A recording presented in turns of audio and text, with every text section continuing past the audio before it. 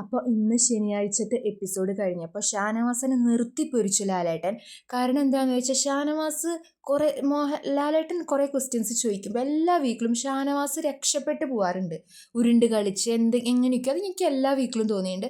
അപ്പോൾ ഇന്നാണ് ലാലേട്ടൻ ഷാനവാസിനെ നിർത്തി പൊരിച്ചത്. ഷാനവാസ് ആകെ കണ്ണൊക്കെ നിറഞ്ഞ് ആളാ ഇമോഷണലായി, പക്ഷെ എന്നിട്ട് പിടിച്ചു നിന്നു.